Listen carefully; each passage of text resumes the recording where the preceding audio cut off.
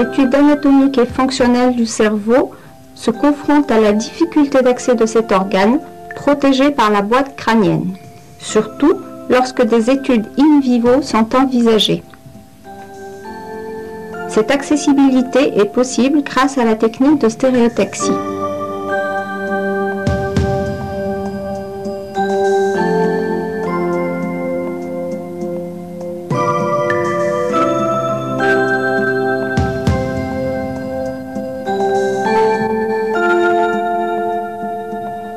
L'appareil stéréotaxique utilisé est celui de David Koff.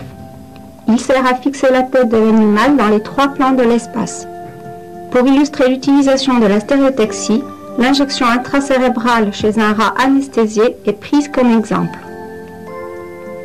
Pour cela, 2 barres horizontales sont introduites symétriquement dans les conduits auditifs.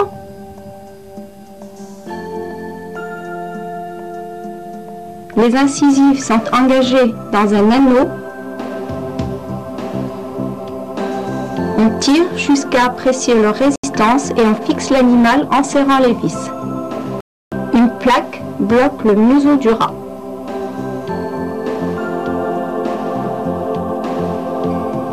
Une fois l'animal fixé, on épile la surface du crâne.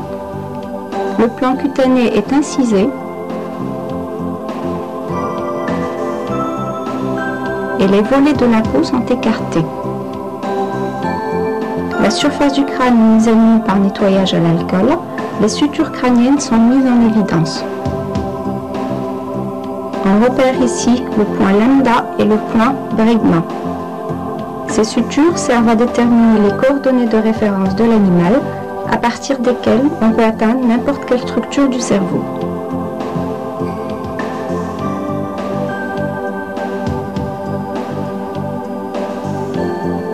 L'aiguille est déplacée dans les 3 plans de l'espace, ici en latéralité, en antéro-postériorité,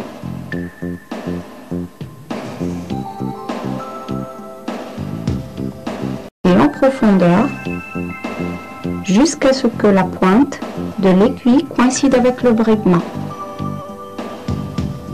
Les coordonnées sont lues sur l'appareil. Ici, les coordonnées de l'antéro-postériorité et de la latéralité, celle de la profondeur sera prise ultérieurement. Pour avoir accès à une structure cérébrale donnée, on se réfère à un atlas stéréotaxique, ici celui de Paxinos et Watson. Pour réaliser une injection dans le ventricule latéral droit par exemple, les coordonnées sont les suivantes.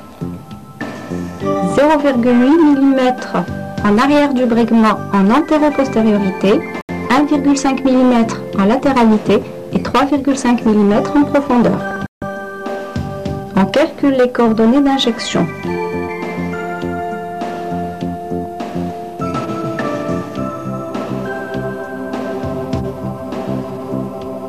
On déplace l'aiguille jusqu'à l'emplacement du ventricule. On repère sur l'os crânien le point d'entrée de l'aiguille.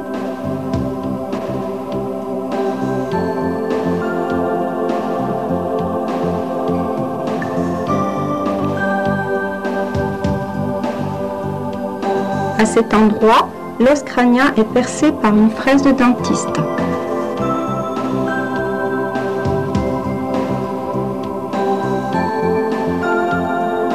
L'aiguille est remplie de colorant. Un volume de 10 microlitres est prélevé dans une seringue Hamilton. L'aiguille est ensuite descendue jusqu'au contact du cerveau. La coordonnée de la surface est lue sur l'appareil et la profondeur est calculée. L'aiguille est descendue lentement jusqu'à la profondeur calculée pour être dans le ventricule latéral droit. Le colorant est injecté en poussant très lentement le piston de la seringue. L'aiguille est maintenue en place quelques minutes pour permettre la diffusion du colorant dans le liquide céphalorachidien avant d'être remonté. L'animal est ensuite sorti de l'appareil.